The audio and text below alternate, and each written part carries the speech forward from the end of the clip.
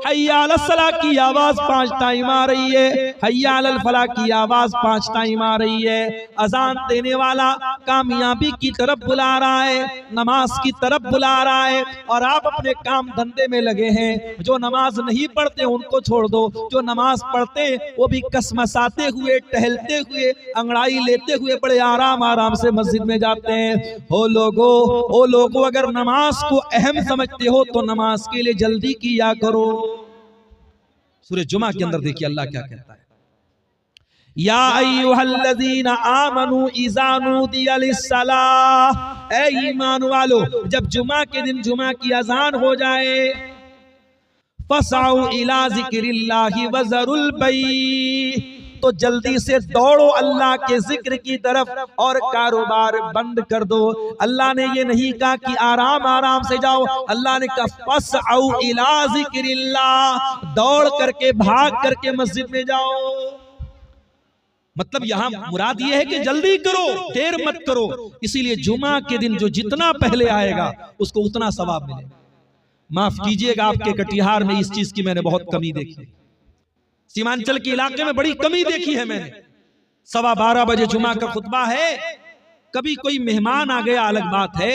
आम तौर से खुतबे में हाल क्या होता है, 12:15 बजे खुतबा शुरू होता है और एक बड़ी तादाद आवाम की मस्जिद में कितने बजे जा रही है, 12:30 बजे, 12:40 पे, 12:45 पे, जमात खड़ी होने के 5 मिनट पहले। हमारी जिंदगी में जुमा की कोई अहमियत नहीं। मेरे प्यारे साथियों, कुरान कहता है जब जुमा के दिन अजान हो जाए तो अल्लाह के जिक्र की तरफ दौड़ करके भागो, व ज़रुल बै, और कारोबार छोड़ दो, लेन देन छोड़ दो। ज़ालिकुम खैरुल लकुम इन कुंतुम तालमून, यही तुम्हारे हक में बेहतर है अगर तुम समझो। फ़ैज़ा क़ुज़ियतिस सलातु फंतशिरू फिल अर्ज़ि वब्तगू मिन फ़ज़लिल्लाह, और जब जुमा की नमाज खत्म हो जाए तो फिर से अपने मार्केट में चले जाओ, अपने काम धंधे में लग जाओ और जमीन में फैल करके अल्लाह की रोजी तलाश करो। ये है इस्लाम। इस्लाम नमाज पढ़ने का भी हुक्म दे रहा है और नमाज खत्म हो गई तो कारोबार करने का भी हुक्म दे रहा है। इस्लाम घर में बैठ करके घंटा बजाने की तालीम नहीं देता है, माफ कीजिए।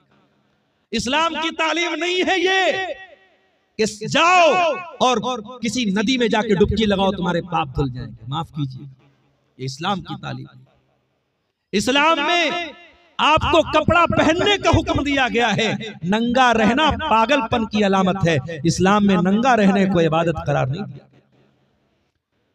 कभी आपने गौर किया दुनिया के दूसरे मज़ाहिब में कोई नंगा है और नंगा रहने को वो अपने लिए इज्जत समझ रहा है। नंगा इंसान है, मर्द नंगा है, शर्मगा नजर आ रही है, औरतें आकर के हाथ जोड़ रही हैं, सजदा कर रही हैं उसके आगे। ये गंदगी, ये मजाक इस्लाम में नहीं है मेरे प्यारे साथियों। इस्लाम बड़ा ही साफ सुथरा मज़हब है। इस्लाम आपको निकाह करने का भी हुक्म देता है। इस्लाम ये नहीं कहता कि बीवी बच्चों को छोड़ करके कुटिया बना लो, जंगल में चले जाओ। ये ढोंग है, ये पाखंड है, ये नाटकबाजी है। इस्लाम इससे बरी है। इस्लाम ये कहता है कि निकाह भी करो, बीवी का भी हक अदा करो, बच्चों का भी हक अदा करो और अल्लाह का भी हक अदा करो। हमारे नबी ने 9 बीवियों को साथ में रखा, हमसे तो एक नहीं रखी जाती। एक बीवी वाले बेचारे परेशान हैं, आए दिन मेरे पास मसला आता रहता है, मौलवी साहब बीवी का फोन आ रहा है, शौहर ने ये बोल दिया, कभी शौहर का फोन आ रहा है, बीवी ने ये हरकत कर दी, आज मियां बीवी में नहीं पटरी खा रही। 9 बीवियों को नबी ने रखा, सबका हक अदा किया। मेरे प्यारे साथियों, इस्लाम वो दीन है, प्यारा दीन है, हम इस इस्लाम के मानने वाले। इसीलिए अल्लाह कुरान में कह रहा है जब जुमा की नमाज खत्म हो जाए तो जमीन में फैल जाओ, वब्तगू मिन फ़ज़लिल्लाह, और अल्लाह ताला के फजल करम को तलाश करो, उसकी रोजी को तलाश करो। यहां भी आप देखिए अल्लाह ने दौड़ने का हुक्म दिया है, भागने का हुक्म। एक और जगह अल्लाह कुरान में कहता है फफिर्रू इलल्लाह, अल्लाह की तरफ दौड़ लगा दो, अल्लाह की तरफ भागो, अल्लाह की तरफ मेरे बंदो जाने में देर न करो। सुस्ती करना दीन के काम में, नेकी के काम में सुस्ती करना, ये ईमान वाले की पहचान नहीं, ये मुनाफिक की पहचान। नमाज का टाइम हो जाए और आराम आराम से वजू करना और इतनी देर में मस्जिद में पहुंचना कि जमात निकल जाए, माफ करना ये मोमिन की अलामत नहीं, ये मुनाफिक की अलामत। वइज़ा कामू इलस्सलाति कामू कुसाला युराऊनन नास वला यज़कुरूनल्लाह इल्ला कलीला। ये मुनाफिक लोगों का हाल है, जब वो नमाज के लिए खड़े होते हैं सुस्ती के साथ खड़े होते हैं, काहिली के साथ खड़े होते हैं, लोगों को दिखाने के लिए नमाज पढ़ते हैं और अल्लाह ताला को बहुत कम याद करते हैं। नमाज भी ऐसे मत पढ़ो जैसे एहसान करते हो, नमाज पढ़ो तो ढंग से पढ़ो मेरे प्यारे। इसीलिए अल्लाह कुरान में जब मस्जिद का जिक्र करता है, आज पीरगंज वालों तुमको मस्जिद बनाने का मौका मिला है, जलसे में आने वालों तुम्हें मौका मिला है अल्लाह के घर में हिस्सा लेने का, इसको अपने हक में गनीमत समझना। एक दौर ऐसा भी आएगा तुम्हें चाहोगे पैसा खर्च करना। आज अमेरिका जैसे ममालिक में दौलत वाले मुसलमान, दौलत है उनके पास, मगर उनके पास कोई ऐसी जगह नहीं जहां वो पैसा खर्च कर सके। अल्लाह न करे वो दौर आपके मुल्क में भी आ जाए, आप मस्जिद बनाना चाहेंगे मगर मस्जिद नहीं बना पाएंगे।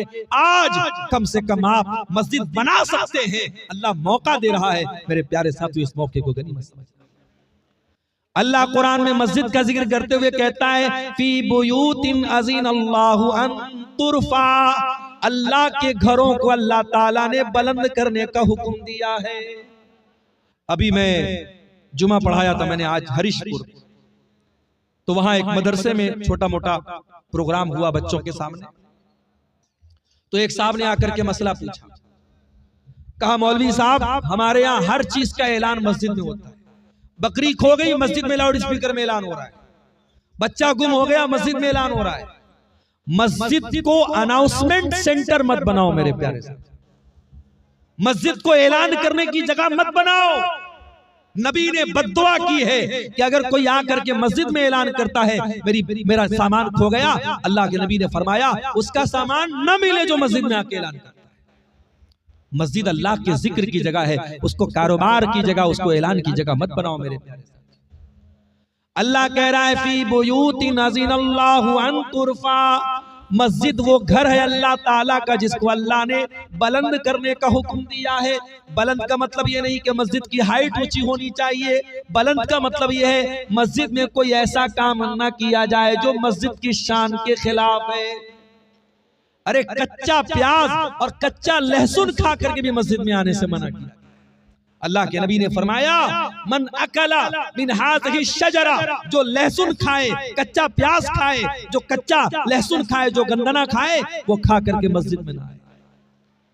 बनारस में रमजान में इफ्तार जब लोग करते हैं तो चना की घुगनी खाते हैं, तो चना की घुगनी में कभी कभी ऊपर से प्याज भी डाली जाती है। तो ये मसला आया एक मर्तबा, तो मैंने बाकायदा खुतबा जुमा में बयान किया कि अगर आप मगरिब की नमाज पढ़ने मस्जिद में आ रहे हैं और चना की घुगनी खा के आ रहे हैं, ऊपर से कच्चा प्याज डाला हुआ है, तो अच्छे तरीके से कुल्ली करके आइए, क्योंकि कच्चा प्याज खा करके आने से अल्लाह के नबी ने मना किया।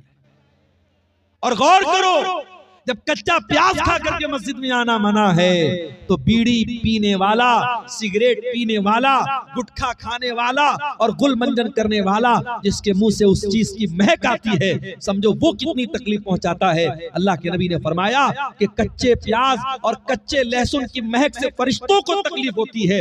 अगर प्याज और लहसुन की महक से फरिश्तों को तकलीफ होती है तो माफ कीजिएगा, आपके गुटखा से, आपकी खैनी से, आपकी बीड़ी से और आपके सिगरेट से भी फरिश्तों को तकलीफ।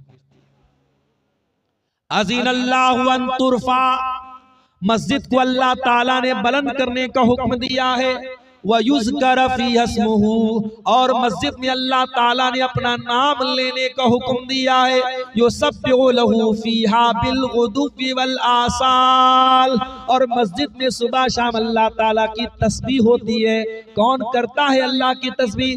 फरमाया रिजालुल ला तुल्हीहिम तिजारतु वला बै, अल्लाह के घर में अल्लाह की तस्बीह वो लोग करते हैं जो हकीकत में मर्द होते हैं। कौन है हकीकत में मर्द? फरमाया ला तुल्हीहिम तिजारा, वो तिजारत भी करते हैं, व्यापार भी करते हैं, बिजनेस भी करते हैं, मगर उनका कारोबार उनको अल्लाह के जिक्र से गाफिल नहीं करता है। कारोबार करो मेरे प्यारे साथियों, बिजनेस करो, इस्लाम